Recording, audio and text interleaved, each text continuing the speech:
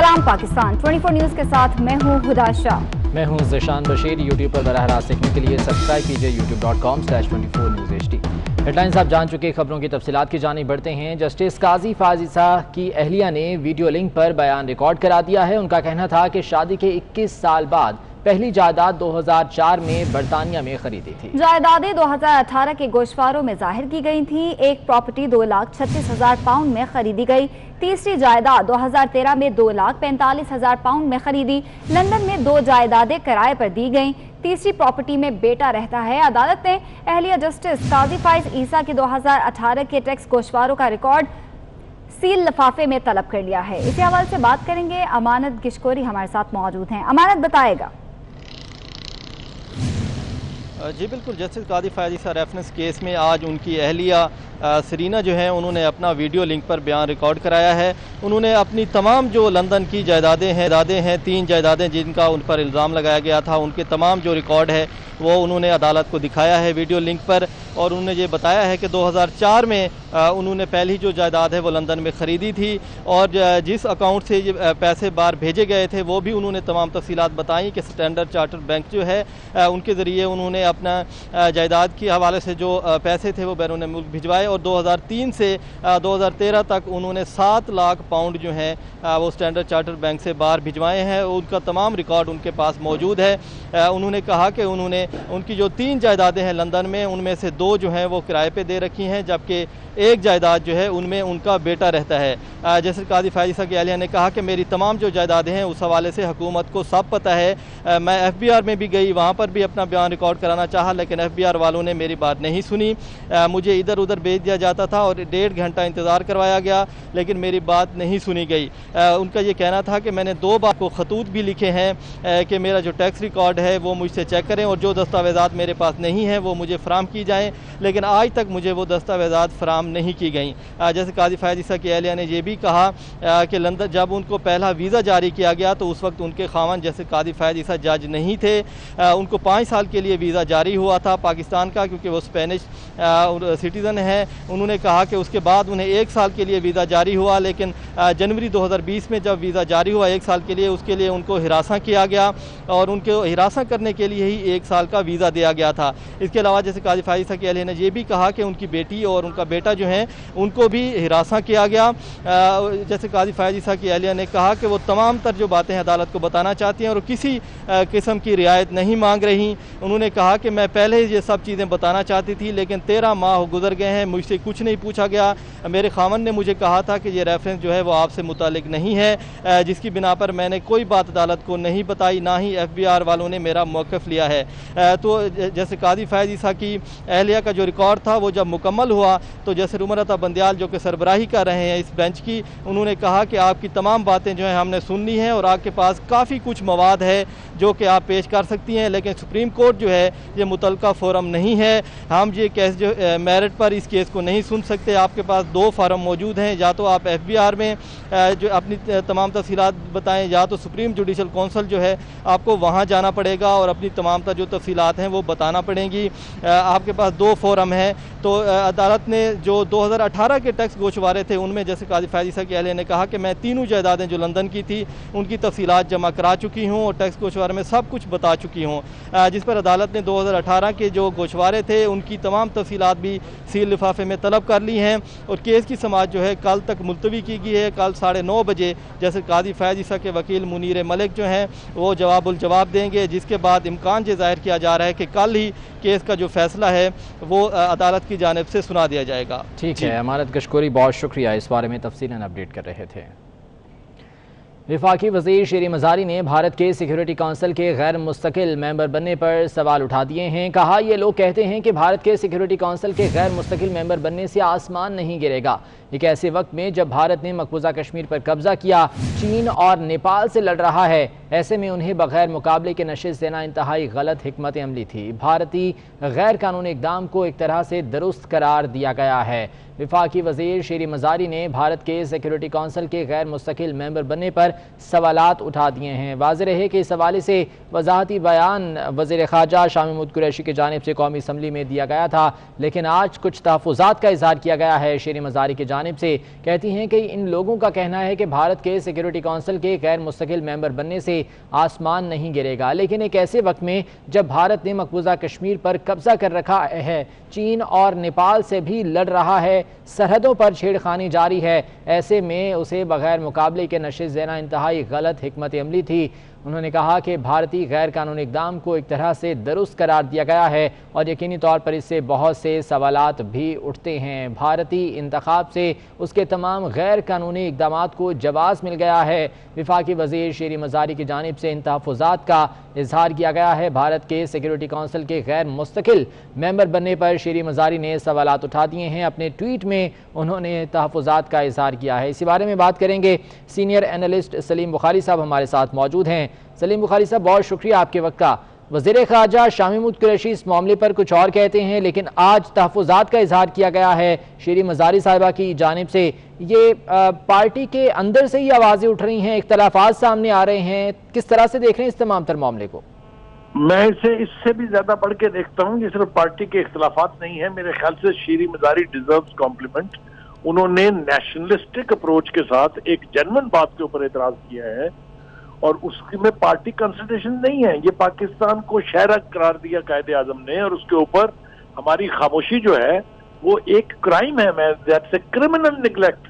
شاہ محمود قریشی صاحب اس کڑے وقت میں جب بھارت چین کے ساتھ جنگ کر رہا ہے، جب لائن آف کنٹرول پر یہ ہو رہا ہے، اسے سیکورٹی کونسل کا ممبر بنایا جا رہا ہے، وہ اپنی گدی پر بیٹھ کے زلفیں کاٹ کے پیسے وصول کر رہے ہیں۔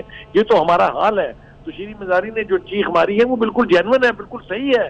میں ایمانداری سے سمجھتا ہوں کہ ہمارا فارن آفس جو ہے سوائے عمران خان صاحب کی وہ جنرل اسمبلی میں تقریر کے، اس کے بعد سے ایک حرف کوئی ایسا نہ کہا ہے فارن آفس نے، نہ کیا ہے، نہ کوئی کمپین لانچ کی ہے۔ آرٹیکل 371 کو ریووک کر کے، آرٹیکل 15A کو ریووک کر کے، اور پھر شہریت کا ایک قابل مذمت قانون جو ہے وہ نافذ کر کے بھارت نے کوئی ایک کام کیا ہے؟ ریاستی دہشت گردی کشمیر کے اندر ایک طویل عرصے سے 1.25 سال ہو گیا ہے، ریاستی دہشت گردی ہے، لاک ڈاؤن میں قوم پوری کی پوری پھنسی ہوئی ہے، کوئی پوچھنے والا ہی نہیں ہے۔ اور کوئی پوچھے گا کیوں جب پاکستان جو سمجھتا ہے کہ یہ میری شہرک کا حصہ ہے، یہ ایک ڈسپیوٹڈ ٹیریٹری ہے، یہ الٹیمیٹلی پاکستان کا حصہ بنے گا، اس کی طرف سے اگر خاموشی اختیار کی جائے گی اس قسم کے بھارتی اقدامات کے اوپر، تو پھر میں سمجھتا ہوں I salute Shireen Mazari, she did the right thing. P T I میں سے اور آوازیں اٹھنی چاہیے، اور ہماری پوری سیاسی قیادت کو اس وقت اس کے اوپر یقینی طور پر اس پر بات کی جانی چاہیے۔ سلیم بخاری صاحب ساتھ رہیے گا، ہمیں جوائن کیا ہے لیفٹیننٹ جنرل ریٹائرڈ امجد شعیب صاحب نے، انہیں بھی شامل گفتگو کریں گے۔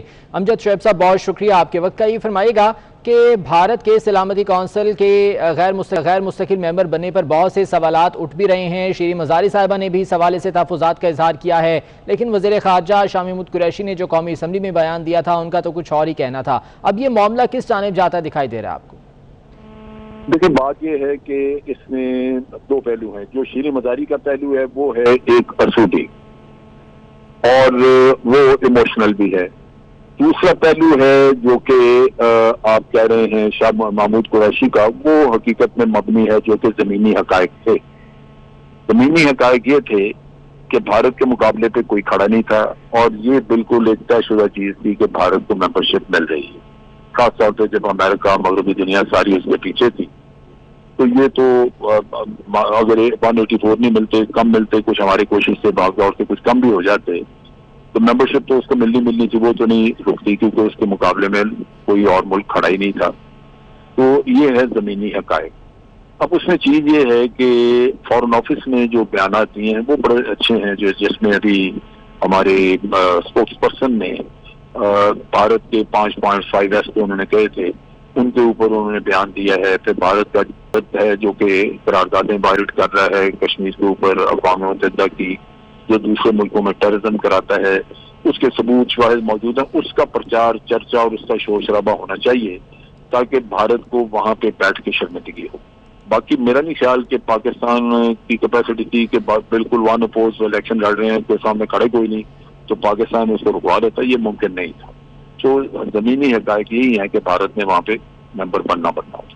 ٹھیک ہے امجد شعیب صاحب، لیکن یہاں پر جو اگر خطے کی صورتحال ہم دیکھیں، مقبوضہ کشمیر پر بھارت نے قبضہ کر رکھا ہے، پاکستان کے ساتھ لائن آف کنٹرول پر چھیڑخانی جاری ہے، چین کے ساتھ تنازع ہے، نیپال سے لڑ رہا ہے، تو اس خطے میں بھارت کی چودراہٹ کا جو خواب ہے، اس کا نام نہاد چودھری بننے کی جو کوشش ہے، آپ نہیں سمجھتے کہ اس کو تقویت ملے گی؟ اس کو تقویت ملے گی، لیکن اس کو روکنے کی ضرورت ہے. وہ اس کا طریقہ کار مختلف ہوگا. وہ یہ ہے کہ بھارت نے اپنے آپ کو ایکسپوز کر دیا، وہ بدماشی کرتا رہا ہے، چھوٹے ملکوں کو اکیلے اکیلے وہ کرتا رہا ہے، ان کو بلی. نیپال کو وہ علیحدہ کیا، بھوٹان کو بلی کر رہا ہے، سری لنکا کو کیا، اب بنگلہ دیش کو بھی وہ بلی کر رہا ہے، پاکستان کھڑا ہے سامنے کم از کم. تو یہ وہ خطے کے ملک ہیں جن کے ساتھ ہمیں کنسنسس ڈیولپ کرنا چاہیے پولیٹیکل، کہ جناب اگر بھارت کی بدماشی روکنی ہے خطے میں تو پھر ہمیں پولیٹیکلی سب کو ایک ہو کے آواز اٹھانی ہو.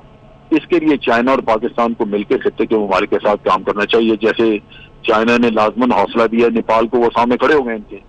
اگر چائنا کے ساتھ مل کے سری لنکا کو حوصلہ دیا جائے، بھوٹان ابھی بالکل چائنا کے قریب جا رہا ہے، تو یہ ایک آپ کو ایکٹیویٹی کرنی پڑے گی جہاں اس کی بدماشی روکنے کے لیے خطے کے ممالک کو چھوٹے سے ہی، لیکن ان کو بڑے ملک جو ہیں چائنا اور پاکستان، یہ اگر سہارا دیں گے تو پھر وہ بھارت کے خلاف کچھ نہ کچھ بات کرنے کے لیے، تو ہمیں پولیٹیکلی جس کو بھارت کو اس میں کارنر کرنا چاہیے کہ آپ خطے کے ملکوں پہ دھونس اور دھمکی سے کام چلاتے ہیں. چائنا نے ان کو کہا ہے ابھی کہ آپ کو جو آج جس صورتحال میں ہے کہ آپ کے بندے مارے گا اور سارا کچھ، اس کی وجہ یہی ہے کہ ایک تو آپ ایروگنس کرتے ہیں، یعنی آپ کے اندر فرعونیت ہے، اور دوسری طرف یہ ہے کہ آپ ریکلیس ہیں، یعنی جو کام کے بارے میں سوچتے نہیں کہ قانونی ہے، جائز ہے یا ناجائز ہے، کر گزرتے ہیں. تو یہ آپ کے جو آپ کا رویہ ہے بھارت کا، یہ قابل قبول نہیں ہے. یقیناً پاکستان کو بھی یہاں پر زبانی جمع خرچ کے علاوہ عملی اقدامات کی بھی ضرورت ہے. بہت شکریہ لیفٹیننٹ جنرل ریٹائرڈ امجد شعیب صاحب موجود تھے. سلیم بخاری صاحب سینئر اینالسٹ ہمارے ساتھ موجود تھے، آپ کا بھی بہت شکریہ. اور شاہ محمود قریشی نے چند روز پہلے کہا تھا کہ بھارت اگر سیکیورٹی کونسل کا رکن بنے تو کوئی قیامت نہیں آئے گی. ان کا مزید کیا کہنا تھا آپ کو دکھاتے ہیں. سیکورٹی کونسل کا ممبر اگر بھارت بن بھی جاتا ہے تو کوئی قیامت نہیں ٹوٹے گی. 7 مرتبہ پہلے بھی بھارت سلامتی کونسل کا ممبر رہا ہے. موقف پر پیٹرول بحران کی انکوائری رپورٹ وزیر اعظم کو پیش کر دی گئی ہے، جس میں کہا گیا ہے کہ ہیسکول، اٹک، شیل، گو سمیت دیگر کمپنیز نے ذخیرہ ہونے کے باوجود پیٹرول سپلائی روکی ہوئی ہے. آئل مارکیٹنگ کمپنیز نے مئی کے مقابلے میں 10 جون تک سپلائی 40% کم کی ہے. آئل مارکیٹنگ کمپنیز غیر معیاری تیل سپلائی کرنے میں بھی ملوث نکلی. وزیر اعظم نے اس حوالے سے کارروائی کا حکم بھی دے دیا ہے. آپ کو اپڈیٹ کر رہے ہیں، آپ کو بتائیں کہ پیٹرول بحران کی انکوائری رپورٹ وزیر اعظم کو پیش کر دی گئی ہے. اسی حوالے سے بات کریں گے اویس کیانی سے. اویس بتائے گا.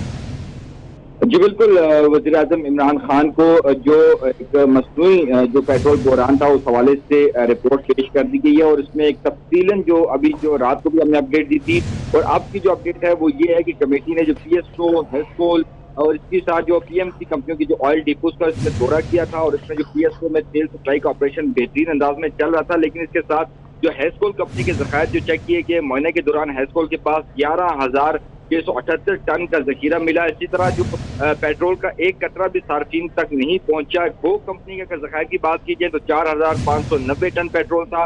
ریکارڈ کے مطابق کمپنی نے پیٹرول کی سپلائی روکی تھی. اٹک پیٹرولیم کے پاس 523 میٹرک ٹن کے ذخائر موجود تھے. اسی طرح جو اٹک پیٹرولیم کے پاس بھی تیل تھا 23 مئی کو بھی. اسی طرح جو ٹوٹل پارکو ہے اس کے پاس بھی وافر مقدار تھی. شیل جو پاکستان کمپنی ہے اس کے اسٹاک کو بھی چیک کیا گیا.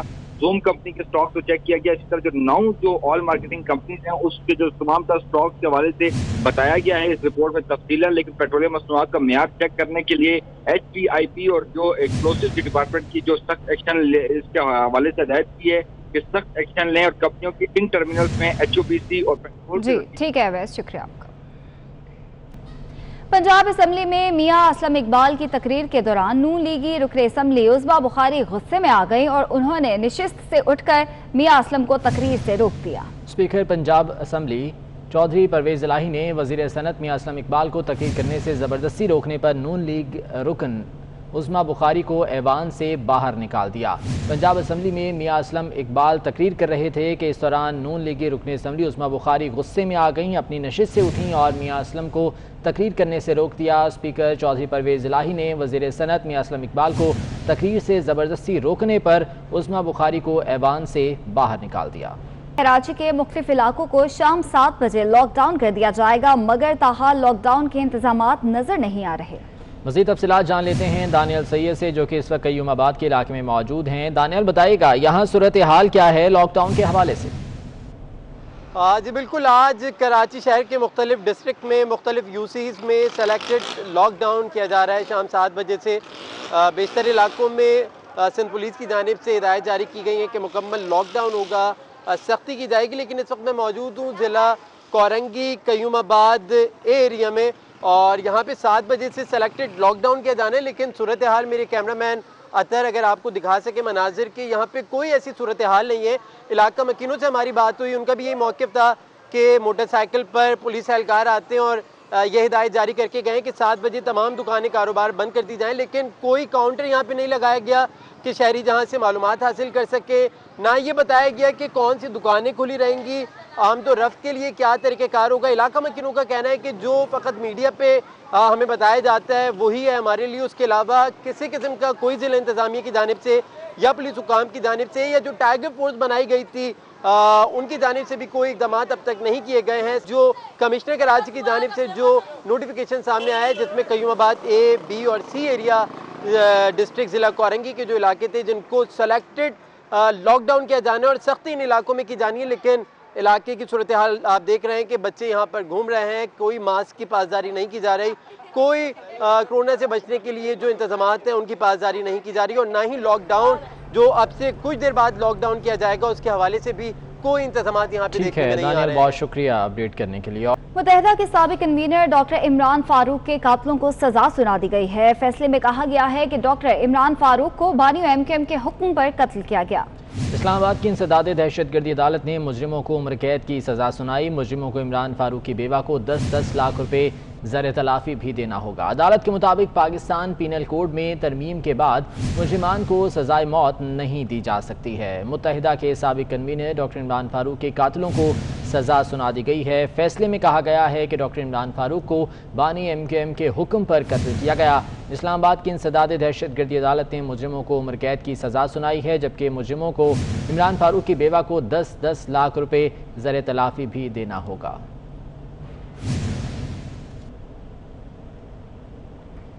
ڈاکٹر عمران فاروق قتل کیس کے فیصلے پر برطانیہ کا رد عمل بھی سامنے آ گیا ہے۔ برطانوی ہائی کمشنر ڈاکٹر کرسٹن ٹرنر کا کہنا ہے کہ برطانیہ اور پاکستان کے مشترکہ کاوشوں سے ڈاکٹر عمران فاروق کے قاتلوں کو سزا ملی۔ ایک شخص کو لندن میں 10 سال قبل ہونے والے ڈاکٹر عمران فاروق کے قتل کا مجرم قرار دے دیا گیا۔ یہ نتائج پاکستان اور برطانیہ کے قانون نافذ کرنے والے اداروں کی مشترکہ کوششوں سے حاصل ہوئے۔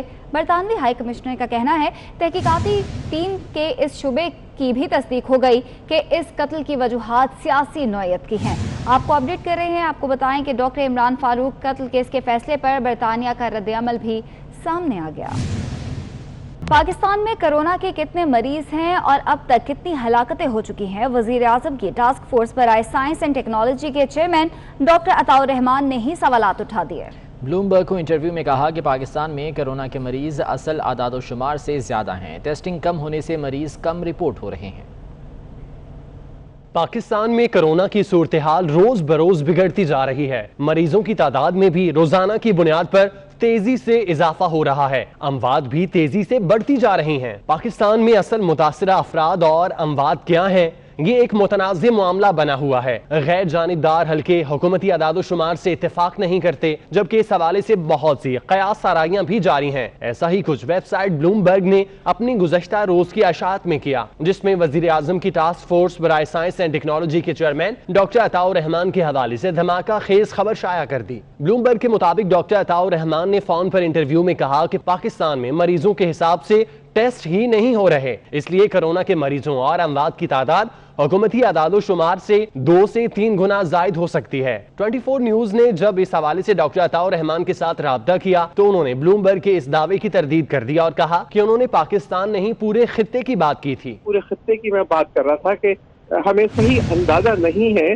क्या एक्चुअल लोग कितने अमवात हो रही हैं और कितने लोग इसमें मुब्तला हो चुके हैं, क्योंकि टेस्टिंग जो है बहुत कम हुई है पूरे खित्ते के अंदर, पूरे रीजन की बात कर रहा हूँ मैं, सिर्फ पाकिस्तान की नहीं।